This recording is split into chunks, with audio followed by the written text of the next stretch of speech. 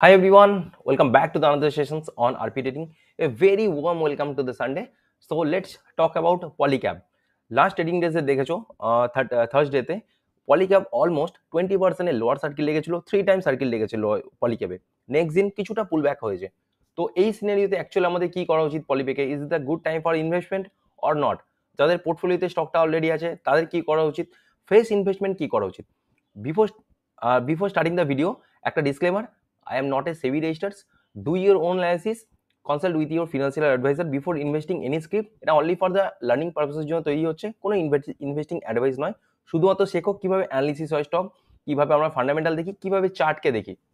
ওকে, so চলো শুরু করি। পলিক্যাপ দেখো, পলিক্যাপ এখানে যদি দেখি লাস্ট 5 ইয়ার্সের যদি চার্ট আমরা দেখি, দেখো এখান থেকে পলিক্যাপ 2022-তে 2020-তে প্রাইস ছিল অলমোস্ট, এটা 2021, চলো 2021-এ প্রাইস ছিল জানুয়ারি নাগাদ 11,100 থেকে এই স্টকটা অলমোস্ট 5 টাইমস রিটার্ন দিয়েছে লাস্ট 3 ইয়ার্সে।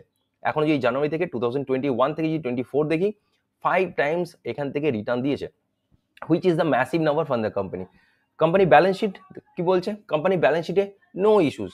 একবার ব্যালেন্স শিটে চেক আউট করে নেবো। ব্যালেন্স শিট চলো দেখো, market capital 59,780 crore, stock P 37, ROC 27, ROE 22, sorry, ROE 20, ROC 27, debt equity ratio 0.03, which is the negligible, not considerable, debt free company, pledge any company, price to sell 3.0, net profit 1622 কোটি। Book value থেকে স্টকটা already trade করছে, book value 480, book value থেকে 8 Times উপরে trade করছে।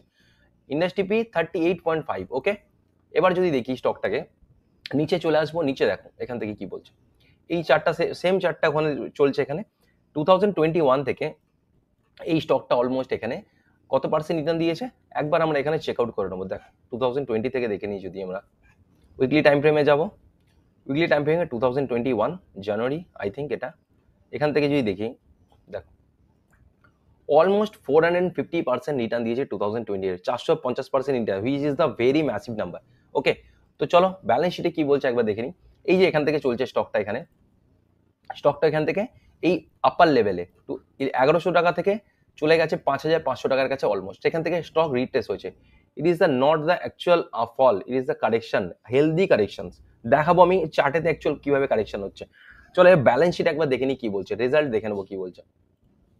Result দেখো, sales 2014 যে sales ছিল সেখান থেকে অলমোস্ট 4 টাইমসের কাছাকাছি সেলস হয়েছে। অপারেটিং প্রফিট মার্জিন 10, 13, 14 কনস্ট্যান্ট রয়েছে। ট্যাক্স ঠিকঠাক পে করছে কোম্পানি, এখানে এখনো পর্যন্ত করেছে, লাস্ট কোয়ার্টারে জানি না, সেটা ডিসকাস করছি। এখানে নেট প্রফিট দেখো 89 থেকে এখান থেকে কত টাইমস, এটা 20 টাইমস অলমোস্ট নেট প্রফিট চলে এসছে। আর যদি 2021 থেকে দেখি, অলমোস্ট ডাবল প্রফিট করেছে কোম্পানি। এখান থেকে কি sales double, profit double, no issues as balance sheet. চলে আসবো এখান থেকে এবার ব্যালেন্স শিটে, প্রফিট অ্যান্ড লস স্টেটমেন্টে নো ইস্যুস রয়েছে। ব্যালেন্স শিট, ইকুইটি ক্যাপিটাল দেখো, ইকুইটি ক্যাপিটাল ডাইলিউট হয়েছে। Okay, no issues, little bit of percentage dilute হয়েছে, ঠিক আছে। বরিং কি বলছে? বরিং কোম্পানি 213 কোটি, 191, boring little bit of increase. Capital work in প্রোগ্রেসে 367 crore capital work in progress, যেটা ঠিকঠাক এখান থেকে কোম্পানি একটা এক্সট্রা প্রফিট রিবিলিটি জেনারেট করতে পারছে, ঠিক আছে। প্রোমোটার হোল্ডিং 68 রয়েছে, এখানে 66, এখান থেকে 68 থেকে দেখো 65, অলমোস্ট 3% কাছে ড্রপ হয়েছে, 3% আর 2.5 সামথিং ড্রপ হয়েছে। FI holding 12.41 increasing, DI holding 8.08, little 1% decrease, public holding 13.58, no issues in balance sheet. Next result দেখে নেবো কি বলছে। দেখো এখানে 18 জানুয়ারি 2024, আজকে সানডে, ডেট হচ্ছে 14 জানুয়ারি, 18 জানুয়ারি, আর 4 দিন পরে এর রেজাল্ট অ্যানাউন্স আছে। সো আমাদের ওভারঅল কনক্লুশনে আসার আগে একটা জিনিস দেখে নেবো, পিটা অ্যাকচুয়াল কি বলছে দেখে নেবো। চলো পি, যদি আমরা ম্যাক্সিমাম 10 ইয়ার্সে পি দেখি 34, ওকে, কোম্পানির 5 ইয়ার্সে যদি পি দেখি, 5 ইয়ার্সে পি দেখো 34, 3 ইয়ার্সে পি 39, 1 ইয়ারে পি 45।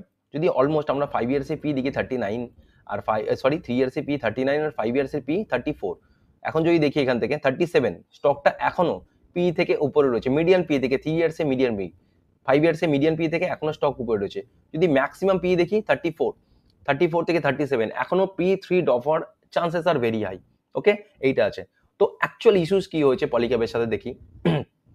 পলিক্যাব যে স্টকটা এখান থেকে অলমোস্ট 20% ড্রপ হয়ে যায়, সেখানে একটা অ্যালিগেশন এসেছে কোম্পানির উপর যে আইটি ডিপার্টমেন্ট রেড করেছে, তাদের এখানে করে দেখেছে যে 1,000 কোটি টাকার যে সেলস সেটা অ্যাকাউন্টে ওরা তোলেনি, মানে অ্যাকাউন্টে ওটা হয়নি, যার জন্য তারা ট্যাক্স ফাঁকি দেওয়ার একটা চেষ্টা করছিল, এরকম একটা কোম্পানির ওপর ক্লেম এসছে। তো সেইখান থেকে সেই সেন্টিমেন্টে মার্কেট অলরেডি 20% সার্কেল লেগেছে। কিন্তু প্রিভিয়াসলি যদি আমরা দেখি, এই চার্টটা যদি দেখি, অ্যাকচুয়াল যদি এই পয়েন্ট আমরা দেখি, এখান থেকে এই যে ড্রপটা এসছে, এখান থেকে ড্রপটা এসছে এখনো পর্যন্ত 33%। এটা একটা কোনো ফল নয়, কিছু না, এটা একটা হেলদি কারেকশন আমরা কোম্পানির কাছে বলতে পারি, প্রাইসের একটা হেলদি কারেকশন, যে এই এতটা মুভমেন্ট করেছে এখান থেকে স্টক রিট্রেস হয়নি। আর একটা জিনিস তোমাদেরকে যদি দেখাই, দেখবে এই যে এরিয়াগুলো পলিক্যাবের কাছে সাপোর্ট হচ্ছে 3400, 3600, আর নিচে তারপরে সাপোর্ট রয়েছে 3450, 3150, তারপর নিচে 2754। তো এই লেভেলে স্টকটা আসার chances are very less chance. But এই যে স্টকটা এখনো এর অনেকটা পড়ার মানে এখনো এখান থেকে কারেকশন হওয়ার অনেকটা প্রবাবিলিটি আছে। তো যদি ফ্রেশ ইনভেস্টমেন্ট হয়, ফ্রেশ ইনভেস্টিং অপরচুনিটিতে we are not going for the fresh investment, তো আমরা কি করতে পারি, এখানে স্টক এখনো কারেকশন যদি দেখি, এখনো কারেকশন দেখতে পারি আমরা এই 3600, 3600 টাকার কাছাকাছি থেকে একটা বাউন্স আমরা কনসিডার রেঞ্জ করে টাইম কারেকশন করে, এখান থেকে প্রাইসের কারেকশন হয়েছে, এখান থেকে টাইম কারেকশন করে কনসিডার করে এখান থেকে নেক্সট ব্রেকআউট দিয়ে অল টাইম হাইকে টাচ করার প্রবাবিলিটি আছে। তার জন্য কোম্পানির সময় লাগবে 6 মাস 1 বছর হতে পারে, as per the market conditions. Market এখন অল টাইম হাইতে চলছে, অল টাইম হাইতে এর পি অল টাইম হাই। যখনই একটা জিনিস আমি জাস্ট ব্যালেন্স শিটে তোমাদেরকে দেখে, এটা একটা অনেকটা আই ওপেনার হবে।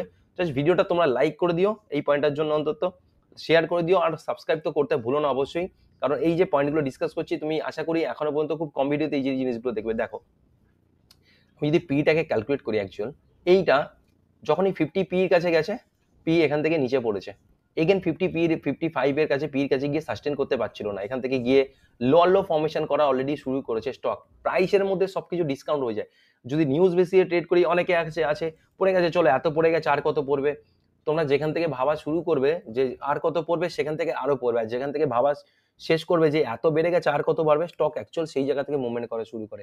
এটা হলো রিয়েল ফ্যাক্ট। তোমরা মার্কেটে যখন মার্কেট করছো, তোমরা এটাকে নোট ডাউন করে রাখো, মানে মনে রেখে দাও যে এই কন্ডিশনটা মার্কেটে হয়, যেখানে আমাদের সেন্টিমেন্ট কাজ করে বা আমাদের সাইকোলজি ভাবে এতটা পড়ে গেছে আর কত পড়বে, পড়া কাকে বলে মার্কেট তোমাকে দেখিয়ে দেবে অ্যাকচুয়াল কোথা থেকে কোথায় পড়তে পারে, ঠিক আছে। তো অ্যাজ সাচ এখন পর্যন্ত সেরকম সিনারিও নেই বিশাল কিছু হয়ে যাবে মার্কেট, বিয়ারিশ মার্কেট এরকম কিছু না। But according to chart pattern দেখো, এই যে এই লেভেলটা কত, 3600 টাকা। 3600 টাকার লেভেলে প্রাইস মাল্টিপল টাইম এখানে রেজিস্ট্যান্স ফেস করে এখানে একটা হোল্ড করেছে, কনসিডার রেঞ্জ করে, এই যে এখান থেকে গিয়ে ব্রেকআউট দিয়েছে, এই যে ব্রেকআউট লেভেলটা ছিল এখানে একবার রিটেস্ট করতে আসেনি। তো it is the very higher chance to come to the retest on level 3600। এই জায়গাটাতে প্রাইস একবার রিটেস্ট করতে আসতে পারে, যে ব্রেকআউট লেভেলে এখান থেকে রিটেস্ট কন্টিনিউশনে এখান থেকে কনসিডার করে হাই ফর্মেশন করে আরো কিছু মাল্টিপল প্যারামিটার দেখে এখান থেকে ট্রেড করা যেতে পারে, মানে হায়ার সাইড একটা পোটেনশিয়াল দেখা যেতে পারে পলিক্যাবের জন্য। কোম্পানি ব্যালেন্স শিটে আবারও বলছি, no issues, excellent balance sheet, profitability margin বিভৎস, আর গুড হচ্ছে তোমার সেলস ইনক্রিজিং, সব কিছু ভালো। But price is an over valuation, এখান থেকে যে রিটার্নটা দিয়েছিল এখান থেকে প্রফিট বুকিং অলরেডি আসছে, আর মার্কেট সেন্টিমেন্টের জন্য কিছুটা এখানে হয়েছে। তো আমি বারবার বলবো, নিউজের বেসিসে তোমরা কোনো ট্রেড করো না, নিউজ দেখো, তোমরা আগে চার্টটাকে অ্যানালিসিস করো, ফান্ডামেন্টাল ডিসকাস করো, তারপরে তার নিউজ দেখো যে কি বলছে, অ্যাকচুয়াল তোমার কনভিকশন তারপর আসবে।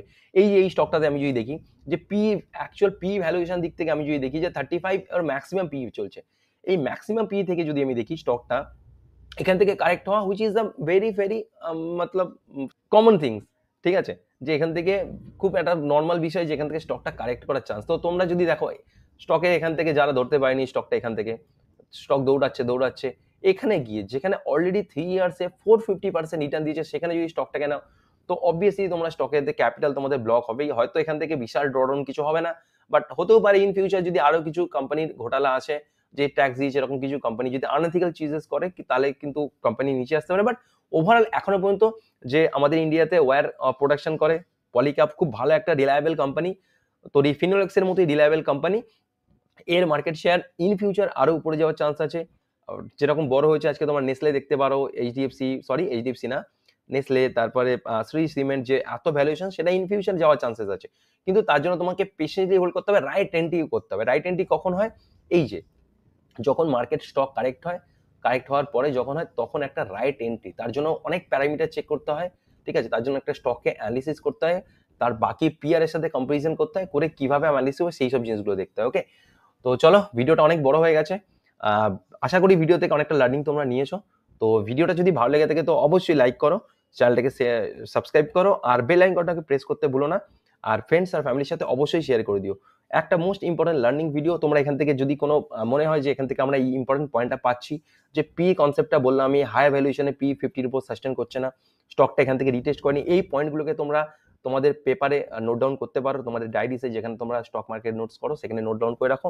বাট একটা ভিডিওকে পুরোপুরিভাবে একবারই দেখো, দেখে নোটস বানিয়ে নাও, বারবার দেখার দরকার নেই, তাতে তোমাদের সময় নষ্ট হবে, লার্নিং কার্ভটা তোমাদের ইনক্রিজ হবে না। আমি চাই তোমাদের লার্নিং কার্ভ ইনক্রিজ হোক, যাতে তোমরা একটা মানে কম টাইমিং থেকে ম্যাক্সিমাম আউটপুট তোমরা দিতে পারো তোমাদের মার্কেটে। ওকে, তো চলো, ততক্ষণের জন্য ভাই ভিডিওটা যদি ভালো লেগে থাকে অবশ্যই লাইক করো, শেয়ার করো, সাবস্ক্রাইব করো ফ্রেন্ডস ফ্যামিলির সাথে।